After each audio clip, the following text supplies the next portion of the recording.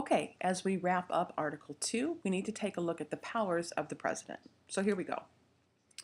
Here's an overview of presidential power.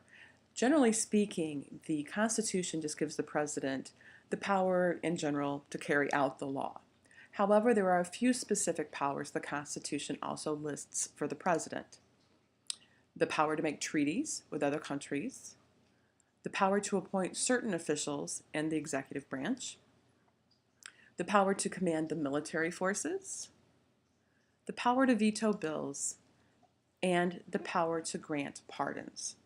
So we're going to take a little time here and look at each one of these powers that are spelled out in the Constitution.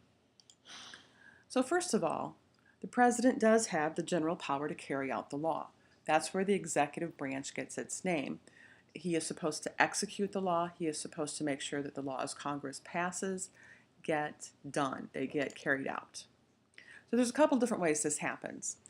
This is a picture of Tom Ridge, who was our first Secretary of Homeland Security, getting sworn in. He's the guy with the hand up. And if you look next to the Supreme Court Justice, you'll see President Bush standing there. Tom Ridge was the Homeland Security Director, and Congress had passed laws that outlined what needed to be done after September 11th to try to keep our country safe from another attack.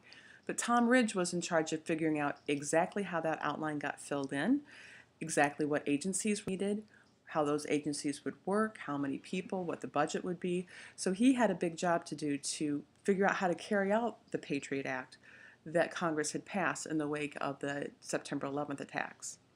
Another example is here's President Obama with then Secretary of Health and Human Services Kathleen Sebelius. One of the major events of President Obama's first administration was the passage of the Health Care Act, where we extended health care to more people. Congress passed the act, but again, it's more of an outline. A lot of the details had to be filled in, and that was Kathleen Sebelius's job, was to figure out exactly how to carry out this law that Congress had passed. And so that's a lot of what the president and the cabinet and all the people who work in the government do. Moving on, the Constitution grants the president the specific power to make treaties. There's a couple of different ways that this can happen. One is most of the time we think about treaties as ending war. And so here is President Wilson. He's the tall, thin guy in the middle with the glasses. And he went personally to Paris, France, after World War I to help negotiate the peace treaty that ended that particular war. That's fairly unusual. Usually the president sends people to do the negotiating, and he just sort of guides things from the background. Another example of a type of treaty is a trade treaty. And this is a picture of then President Clinton signing the NAFTA trade treaty, which has really impacted how our economy works. So treaties can be to end wars and conflicts, but they can also be trade treaties or treaties of understanding with other countries. Normally, the president does not negotiate these individually. He trusts people working for him to get it done. All treaties that the president negotiates must be approved by the Senate. Okay, next, the president has the power to appoint certain officials. And we've talked about this, I think, before, but the president can appoint Supreme Court judges. And here he is nominating Elena Kagan, who is the latest Supreme Court justice, to be added to the Supreme Court. And so he has suggested her for that job. He also appoints ambassadors. This is President Obama with Caroline Kennedy Schlossberg.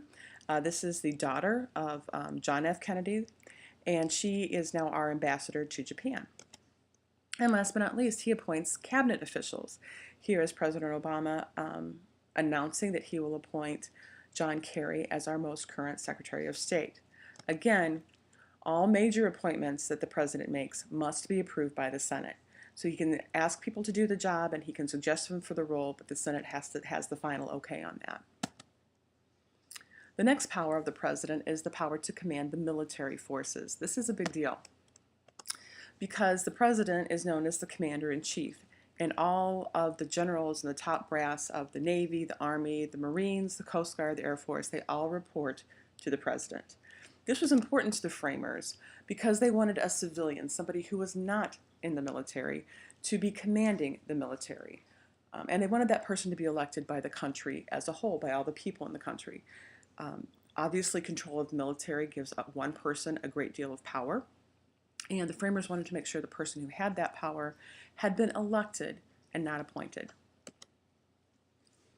Okay, we know about this one. The president has the power to veto bills.